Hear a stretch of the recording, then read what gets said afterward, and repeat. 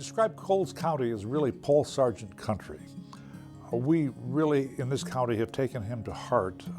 He was born here, he was educated in the county, he worked in the county his entire career, and he died in the county. He died in the same house in which he was born. A little bit of Paul's history.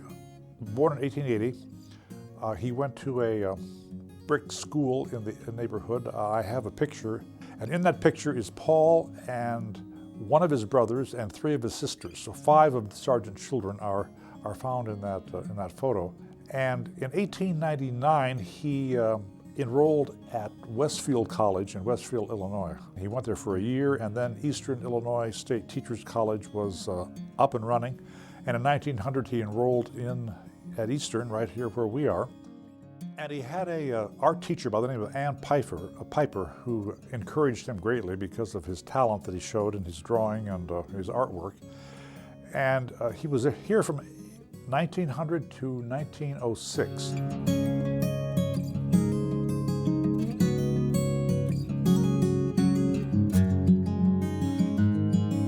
She had formed an art league here in Charleston, and when she discovered that there was a Charleston artist working in the Art Institute, she looked him up, and she convinced Paul Sargent to turn her home into his own public studio. And he ended up selling, I think, $600 worth of paintings in the 19-teens because of this exhibit.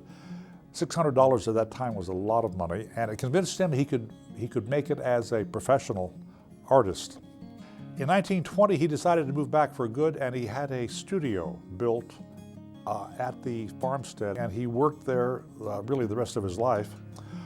He joined a artist colony in Brown County, Indiana, a famous artist place you may know about.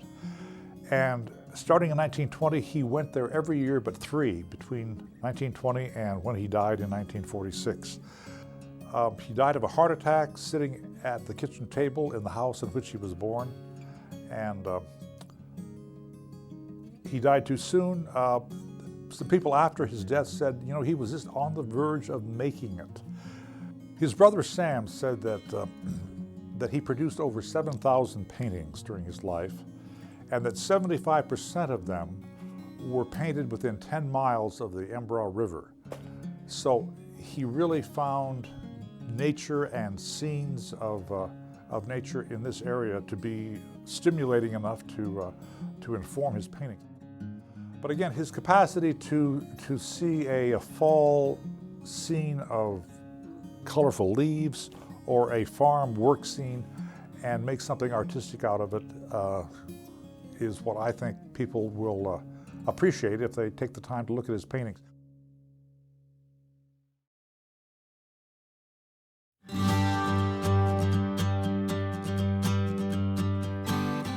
My parents are Betty and Scrawny Walters. We've had the cabin for at least 57 years that I'm aware of, and it's the place I go to. It's my second home. On the river, there is probably like 7 or 8 of us that are families, and when we get together, it's just like every weekend you got your whole family together. You sit, you have fun, you play games, you drink a little, but you enjoy yourself, and no one gets carried away. And it's such a pleasant time. We've had at the river all kinds of parties, from birthdays to graduations, to weddings, to receptions, all kinds of stuff. And my husband and I even spent our honeymoon out there.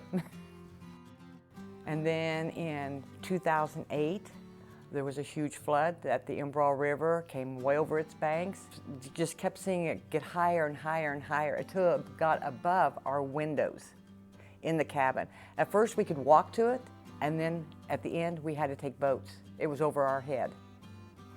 After that, then once the water started receding, we didn't know if we were going to be able to keep the cabin or not. My sister Shirley is 11 months older than I am. She is the brunt of the two, was the brunt of the 2 of us.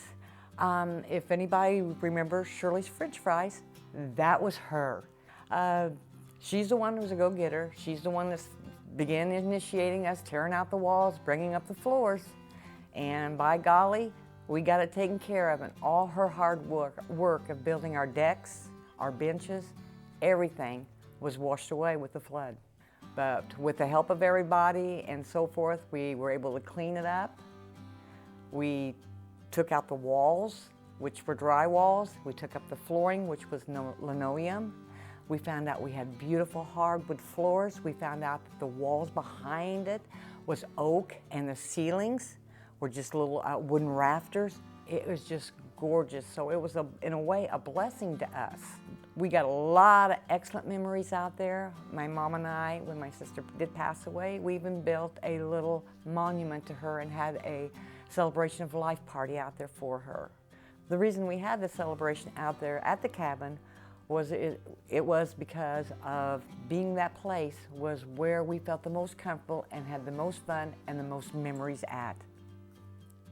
In our tradition of this place, I want to keep the memory of it alive for generations to come. And with our great-grandson, we'll be the one eventually to take it over. So that is the 5th generation that's going to have fun at that place, away from the TVs, away from the games, away from the telephones, because we have no electricity out there, and that's the way it has been. And I don't know if we'll continue that way, but that's the way it's always been up to this point.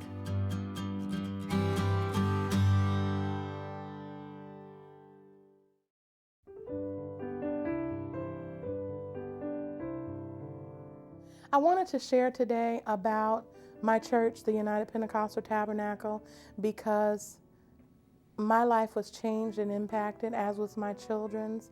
And what I have experienced there is what I think the whole world should know about. In the 1940s, Reverend E.M. Laurie began holding services here in town. It was in about 1945 that I believe the pastor was Reverend Denzel Bolton. He built the first structure, purchased the first property for the church. And after then, there was a myriad of pastors that pastored, about 3 or 4. I'm just going to fast forward to 1969 when Reverend and Mrs. Kenneth Pate accepted the pastorate here in town. Reverend and Mrs. Pate spent some time building some foundational values that the church was to be built upon and is built upon today. And through nearly 4 decades of ministry, they were able to reach out into the community, impacting the lives of hundreds of people, mostly children and youth, but hundreds and hundreds of people and families. The church has grown from a small brick structure on the north side of town to a large, beautiful 5-acre campus on the corner of Harrison and Route 16 here in Charleston. Pastor and Sister Pate established a foundation that the church would also be multicultural. And so with that, the doors were open initially to international students that would come here to Charleston while attending Eastern Illinois University. And so the members of the church would welcome them in, help them establish their homes, purchase pots and pans and coats and bedding and things like that, and just help them to assimilate into American culture. Down through the years, not only has there been a global impact upon the local church, having people literally from every continent on earth except Antarctica. We've had people from every continent come through the doors. And so with that, a deep love has been created also for global missions. And our church currently sponsors a multitude of missionaries all over the world. Still today, you'll see our bus rolling up and down the streets of Charleston, picking up youth and families, bringing them to church and impacting their lives here in the community.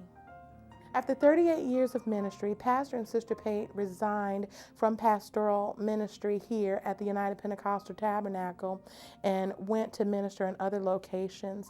And it was in October of 2007 that the ministerial mantle was passed, and Reverend and Mrs. Roger Wood became the pastor. And continuing in the same vein of ministry with those same 3 basic principles, the church retains its influence as a place of refuge for one and all.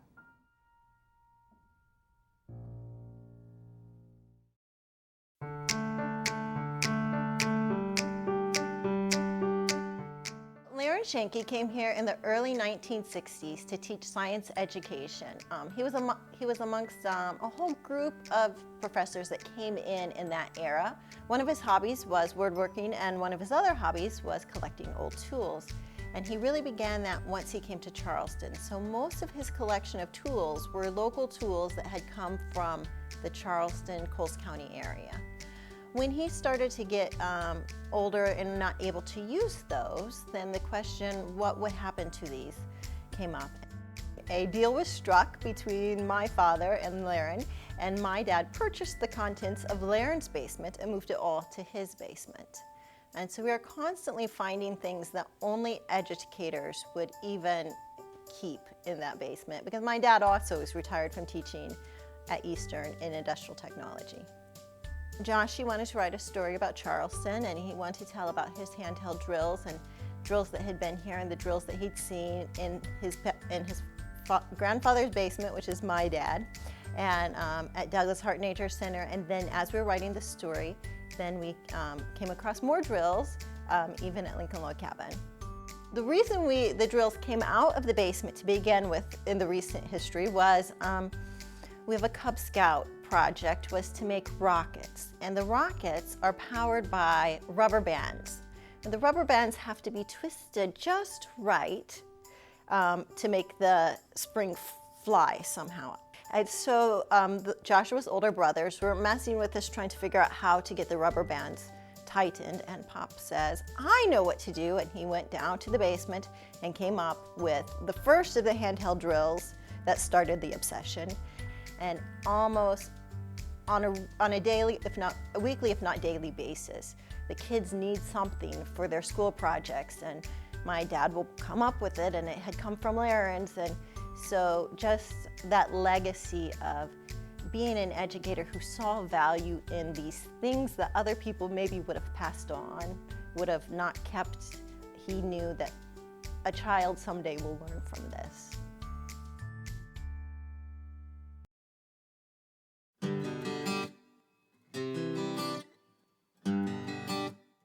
A7 is a table at What's Cooking restaurant, because all restaurants number their tables so that the waitresses and cleaning staff know where to go. And so as the group expands and contracts, depending on who shows up, instead of labeling them the different tables, it's all A7.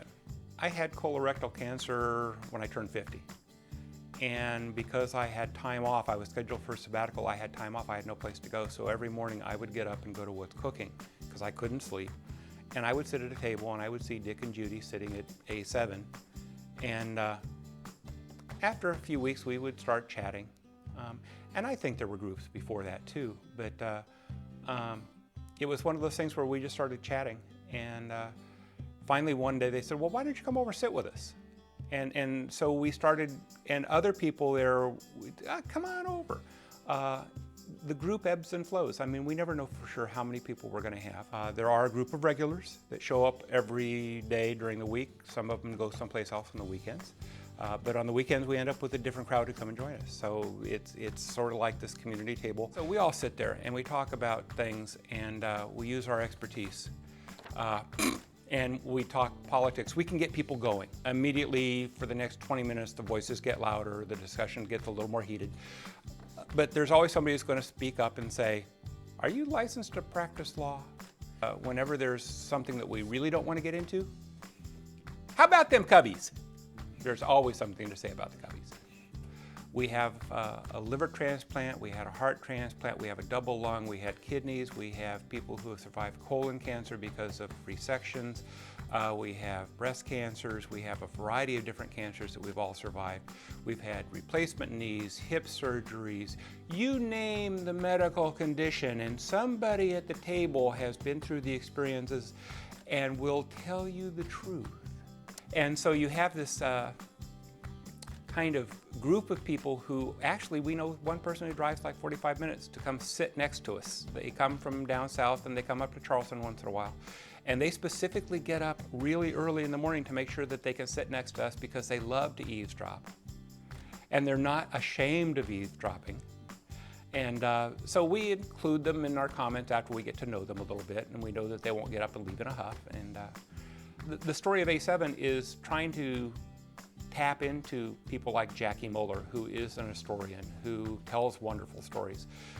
People like Dick, who know everything about Charleston that goes back to the 1940s, to Sally Bach, our token from Ashmore. It's this wonderful sense of community that Charleston really is. That's something that people who don't live in Charleston, who work here, miss. When they're commuting from Terre Haute or Champaign or wherever it is they're commuting from, they miss these opportunities to become part of a community. And that's what A7 is. It's not just A7, it's the crowd at What's Cooking.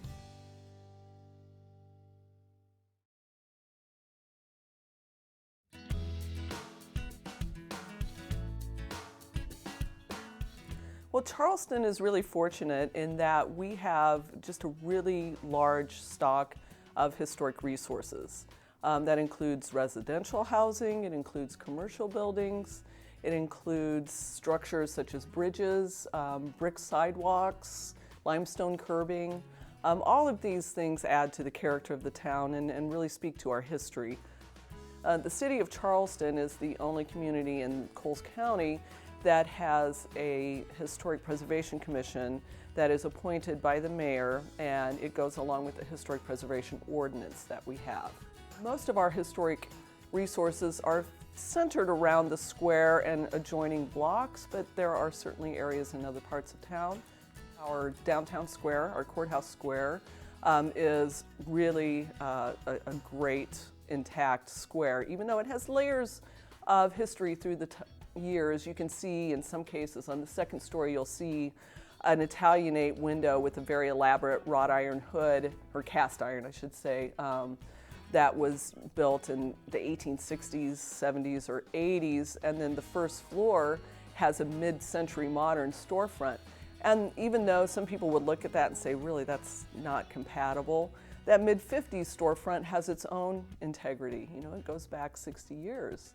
And of course, our courthouse in the center is just a fantastic example of Richardsonian Romanesque architecture. 6th and 7th Streets, of course, are pretty well known throughout town as having some of the larger, bigger houses from late 19th, early 20th centuries. Some of that building was spurred by what was going on downtown with the various businesses, but also with the coming of the normal school, now EIU, there was a big building boom in the early 1920s. Also very ubiquitous throughout town in the older neighborhoods are bungalows. Bungalows were very popular during the early 20th century up until about the 1930s. And so we have a lot of great examples of bungalows. And then we also have, 1940s and 50s, you continue with colonial revival, and then you get into the ranch houses. So that's kind of 100 years of architecture that's reflected here locally. There were some real gems here, and some of which may not be on everybody's radar, but once you really start looking and you look at the features and you see those things that give that building character and the features that align it with a particular style, you can't stop looking.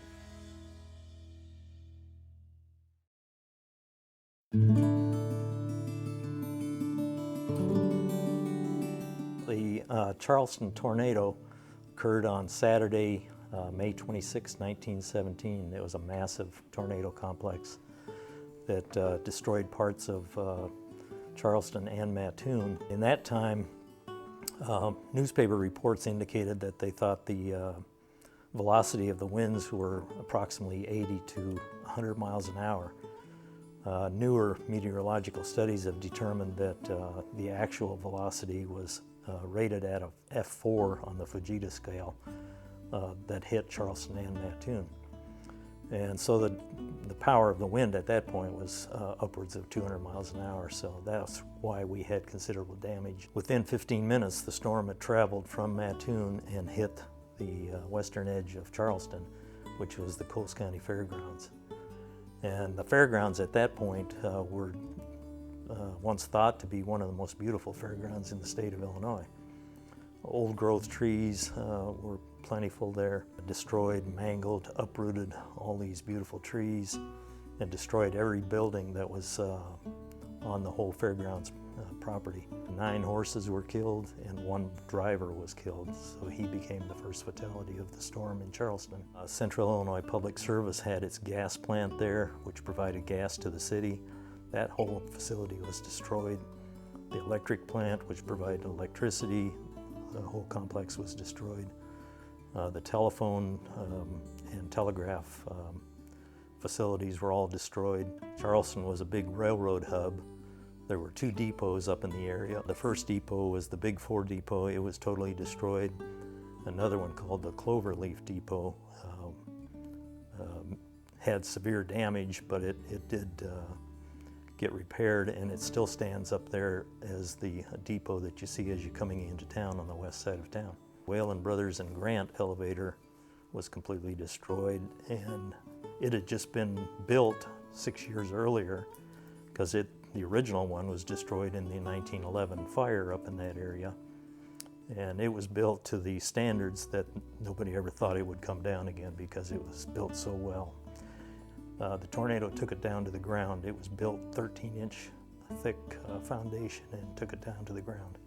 Almost every building on the courthouse square was damaged in some capacity. The courthouse building itself, within a month, bids were let to replace the entire roof on the courthouse. So there was 93 businesses that were damaged to some degree. The actual damage of the tornado itself was put at somewhere between $800,000 and $1 million, and that's 1917 dollars. In today's dollars, it's between $15 and $18 million damage. 35 people were killed in Charleston, 61 in Mattoon, but populations were considerably different, and we lost all of our infrastructure and much of our utilities, as well as our business districts. The Charleston Ice Cream Company was destroyed, and the Charleston Bottling Works, as well as the Galbraith and McKinney Bottling Works, both of which were soda drink producers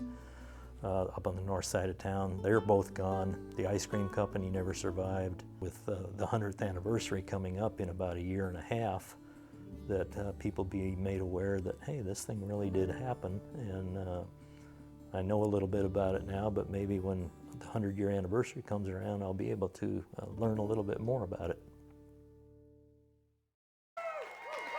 We are excited, I'll tell you what. We're all about family here at WEIU tonight. We're talking about our hometown, Charleston. We are full of people in here, and they are ready and willing to answer your phone. The phone, our phone bank tonight is amazing. Most of them are storytellers, and they're ready to answer the call. Get them busy. Get them busy. We got some new ones right now in the phone bank, and they're just waiting for you to call them.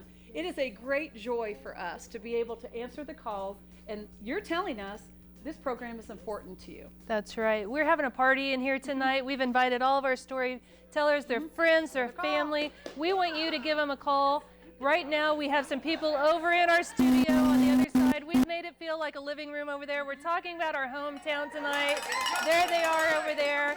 They're enjoying pizza from Jerry's Pizza tonight. We want to thank you for that. And I'll tell you what, give us a call right now. The phones are busy, but we have several people waiting to take your call right now. We sure do. And in the meantime, I want to give a couple of shout outs. Thank yous to Mr. and Mrs. Boaz from Charleston, Brian and Sherry Oakley from Charleston, Pam and Jim Worden.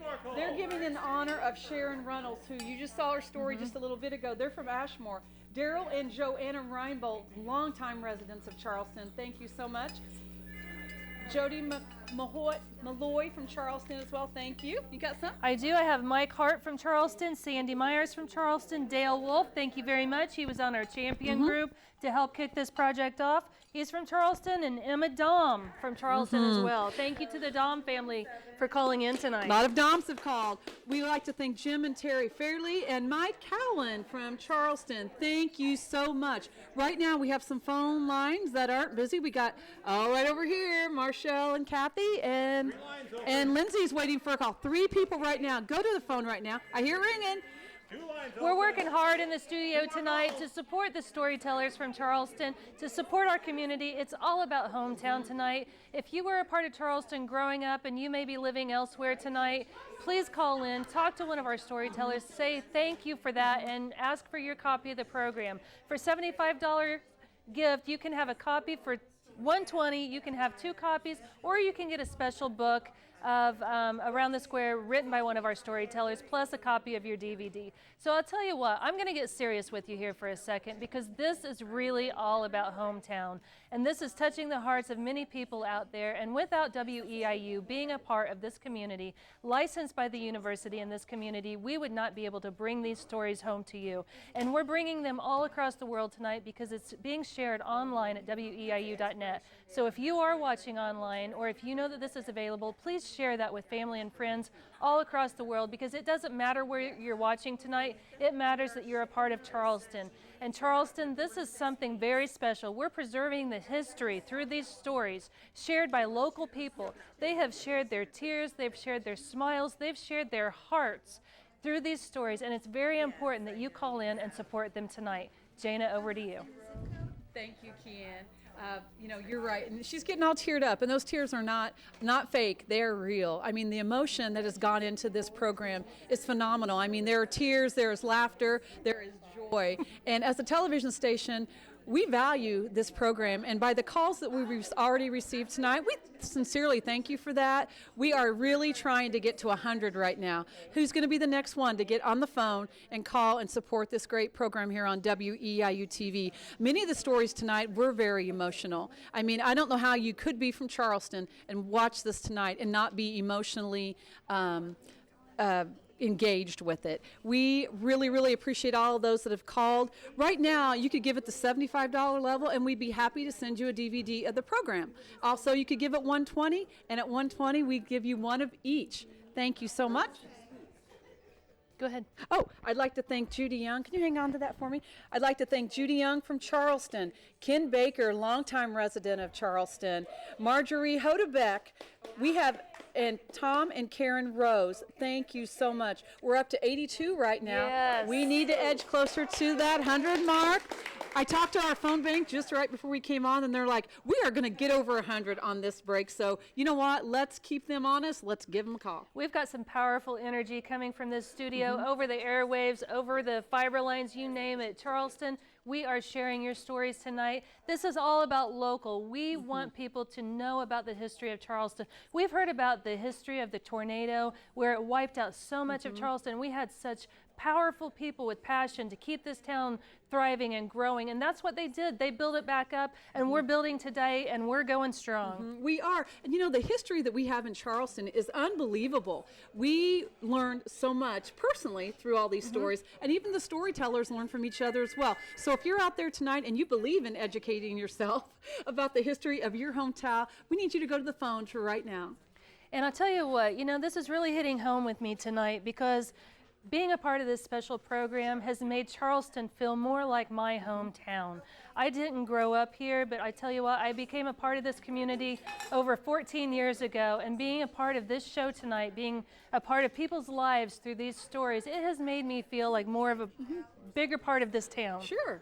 And you know, and that's what Charleston is, a family-friendly town. You know, working here at WEIU, it gives us the opportunity to meet a lot of people from this area, and this program has introduced us to a whole new bunch of friends. It has. And you know, one of the things that we do, Sharon Reynolds was in here, and she shared the story about life on the river, and she has become a friend of ours, just as many of the other storytellers have. She has invited us out to her cabin to share memories with her, and that's because of her sharing this story. If you are one of those people who enjoy life on the river, if you love the outdoors, if you love nature, whatever it may be that story inspired with you within your heart, those memories of her sister, different things like that, just give us a call right now and say, you know what, I want to support this. I want to support that storyteller. I want to support public broadcasting. The number is at the bottom of your screen right now.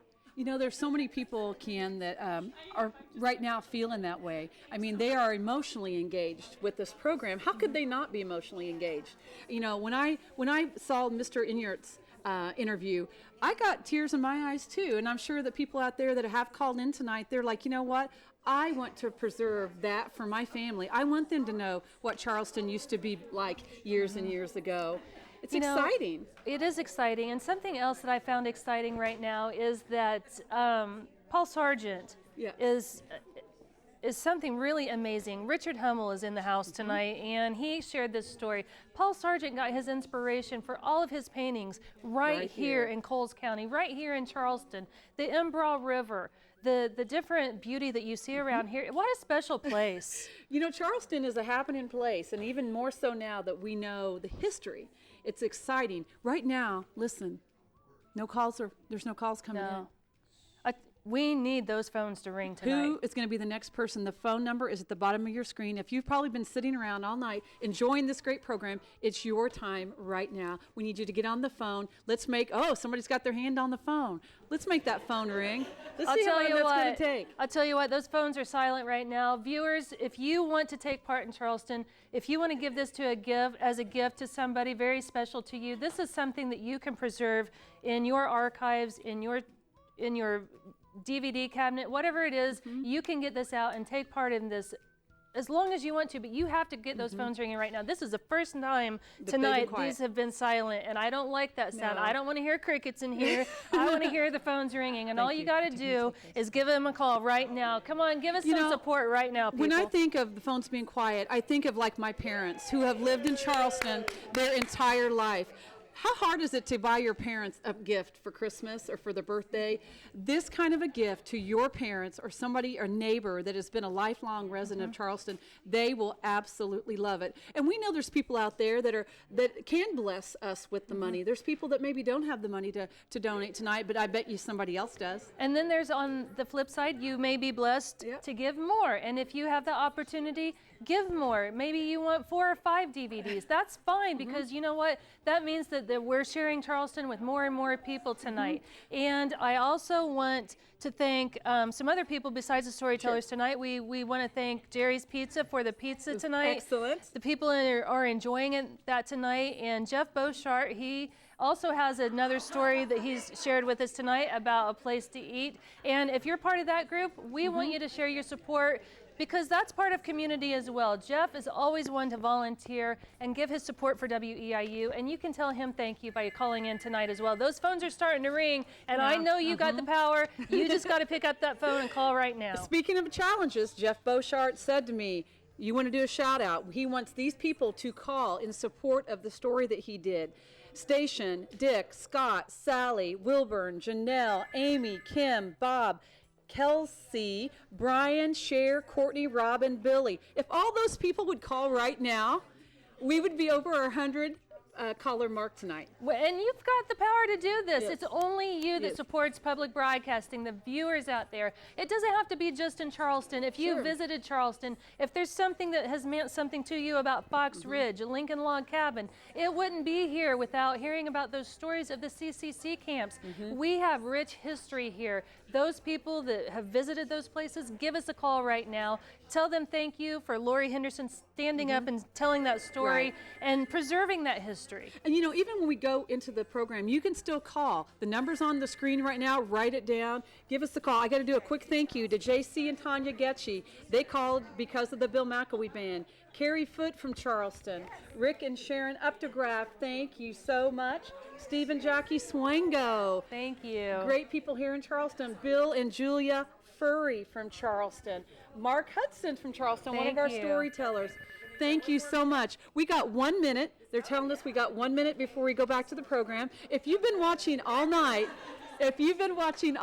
and you said, I'm going to support the programming on WEIU, specifically Charleston, this is our story, now's the time. I'll tell you what, the person you just saw acting goofy on this TV right there is Kelly Runyon. She's director of our Newswatch program. We bring you news, weather, and sports from Newswatch every weeknight at 5:30. And if you know Kelly, she knows a lot of people. Call in. She'll answer the phone for us tonight, too. Or you can give a shout out to her as well. So call right now. We thank you for listening to us, and we're asking you to give gifts tonight in support of WEIU.